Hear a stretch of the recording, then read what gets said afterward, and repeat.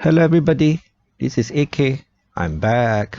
So last night I produced a video on how interest rates could go higher, and I shared basically I shared another reason how interest rates could go higher, and that interest rates might not just stay higher for longer.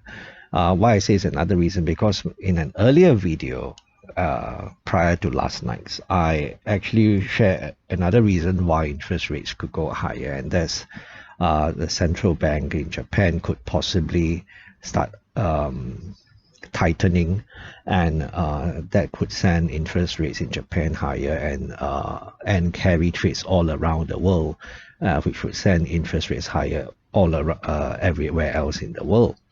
And someone asked me to elaborate on that, but instead of me trying to reinvent the wheel, I think I'll just read you a section from an article I found in Channel News Asia that explains why this could be a problem.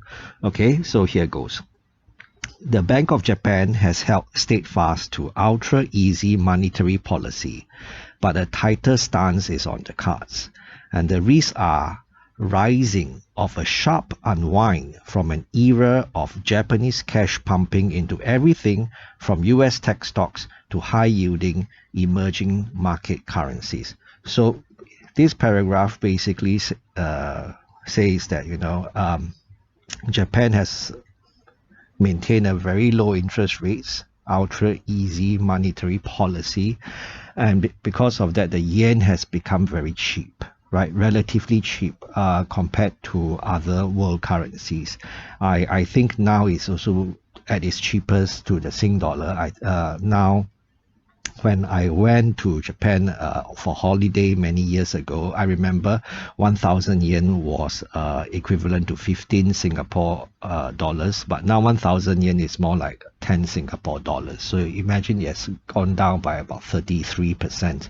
So Japanese yen is very cheap, right? And so people are borrowing cheap Japanese yen, very low interest rates that they have to pay to borrow in yen, and use their borrowing to invest elsewhere for higher returns, right? So Japanese cash has been pumping into everything from US tech stocks to high yielding emerging market currencies.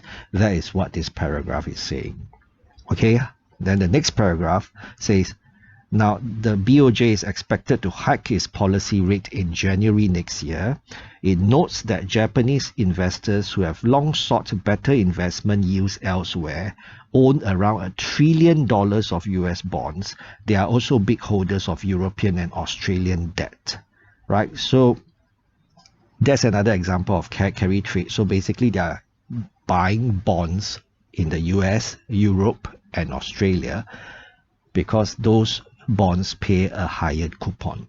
Okay, so if the Japanese central bank should tighten policy and you see interest rates going up, it might not be that profitable anymore to use the yen to buy foreign debt, and because of that they might dump this foreign debt, and it could send yields much higher. So that's what the next paragraph is saying. Japanese selling of treasuries, US treasuries, could push up yields already at their highest since the global financial crisis. That's what it's saying. It could push up yields, so interest rates goes up. That could hurt equities, right? So this is not just a bond market problem, it is also a stock market problem. So that could hurt equities, which tend to perform worse when investors expect higher returns from low-risk government bonds, right? That's why I keep saying that we have to keep an eye on risk-free rates. We have to keep an eye on bond yields, because if the risk-free rates were to go up and go up a lot more, then the repricing of risk assets would have to be something that we are concerned about, because risk assets would have to be repriced lower.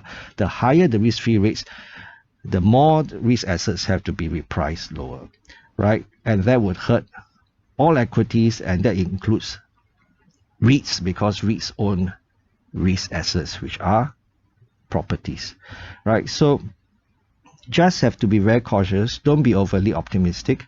There's many reasons why interest rates could still go a lot higher, and that could hurt equities market, which is why I'm not aggressively adding to my investments in the stock market. I'm hoarding cash right now. There could be more pain to come.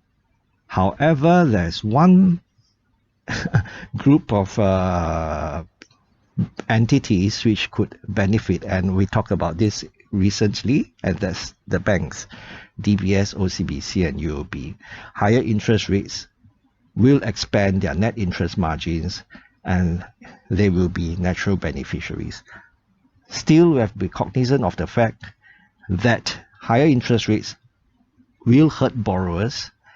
As long as the borrowers are hurt but they are not killed, right? They can survive the higher interest rates and they can pay their loans, interest payments, then the banks will continue to do well.